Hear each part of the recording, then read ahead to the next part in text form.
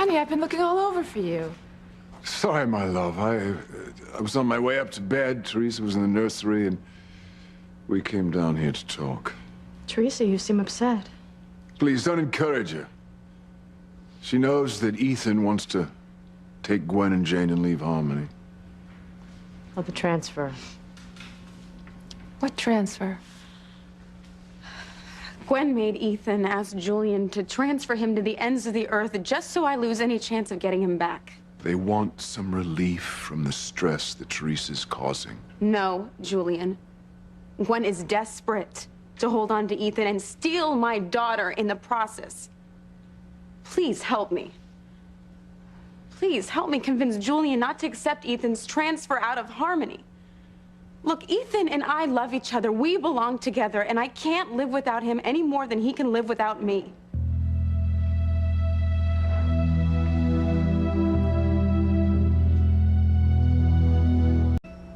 Help me, please, help me. Convince Julian not to accept Ethan's transfer out of Harmony. Tell him that Ethan has to stay here with my child. I don't think that's wise, given everything that's happened. I agree with Sheridan. I don't understand. I don't understand how you can't see my side. I know you both know about true love, right? Your relationship with Luis, your relationship with Julian. True love brought you guys together and kept you together despite every single thing that happened. But Teresa, this isn't the same situation. Ethan is happily married to Gwen. No, and he he's loves not her. happily married to Gwen, and no, he does not love her. He loves me, and I love him. Teresa, Ethan loves Gwen, and you know that. That's what I told her. Not the way that he loves me. Maybe that's one of the reasons why Ethan wants to leave Harmony. So that he can make your life easier, less stressful, so you can focus on protecting little Ethan from father. Right, and when Alistair dies, Soon, we all hope. then you can find yourself a new love. A new love. I don't want a new love. I want Ethan. And Gwen knows that we belong together. Well, I dare say Gwen would disagree. Well, then she would be lying to you. So you still think that fate will bring you and Ethan together? Absolutely. Teresa, that's not true.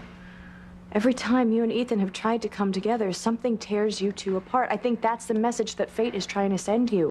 That you and Ethan just don't belong together. Wow, I can't even believe that you're saying this, Sheridan, to me. After everything that happened with you and Luis. Right? Fate brought you guys together. That's true, up to a point. Luis is beyond my reach now. Just as Ethan is beyond yours. I had to move on, and so do you. And it wasn't easy for me, just as I'm sure it won't be easy for you, but you have to try. Chris brought happiness to Sheridan, and once you're free of father, I'm sure there's someone out there other than Ethan who can bring happiness to you. At least just be open to the possibility. No, the only man that will make me happy is Ethan. Even though he's a married man with a wife and a child to tend to. I mean, what kind of respect do you have for him? You know, Julian, Ethan is too good for his own good. He only married Gwen out of guilt for getting her pregnant, Julian. And as for Jane, she's my little girl with Ethan. When you tricked him into committing adultery. Because I needed to be pregnant to get my son back, Dr. Russell. Yes, my son that Gwen stole from me, and I thought that I miscarried their embryo. Their embryo that you tricked the hospital into implanting in you instead of Gwen and Ethan's chosen surrogate. Because I didn't have a choice. No, that's no reason. That's just an excuse for bad behavior. No, Julian. I'm afraid so, Teresa. Look, when there's true love between two people, schemes and tricks can't bring them together, in bed or in life. You know what? I'm sorry. I'm sorry that I'm here. I'm not going to listen to any more of this. Teresa, we're just trying to help you. No, you're not trying to help me. You're against me, and I'm going to prove you wrong. I will stop Ethan from leaving Harmony.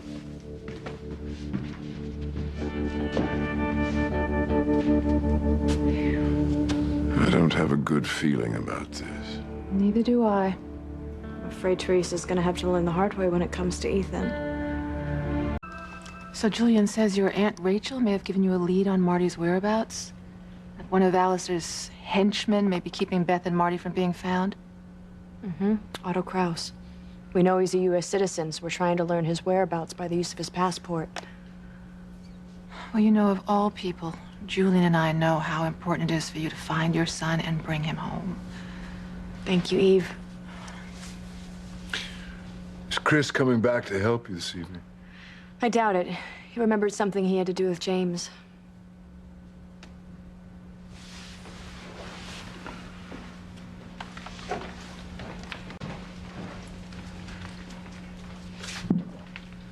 Is everything all right?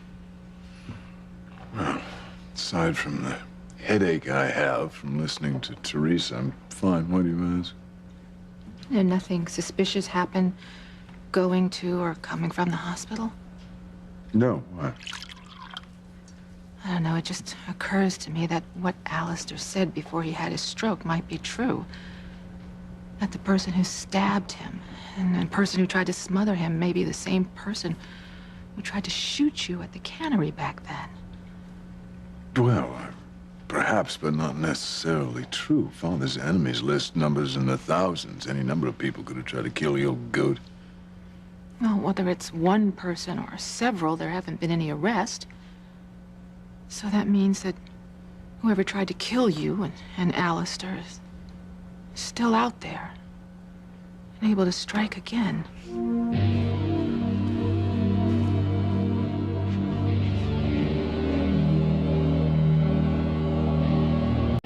I really appreciate your concern for my safety, but I've had security increased here at the mansion since this room was ransacked and since you caught that person trying to smother Alistair. Well, what about the threat to Alistair? I think it's diminished now that he's incapacitated. I agree. Now that Father can't hurt anyone, I think whoever tried to kill him is hoping that nature finishes the job. And if Father does die, I've come to believe that Otto Kraus will no longer have any reason to hide Beth and Marty. So either she'll be on her own and easier to find, or we'll trace Marty down through Otto.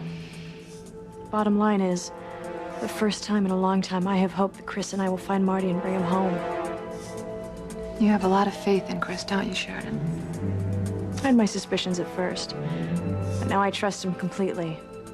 The man is too honest to have any secrets.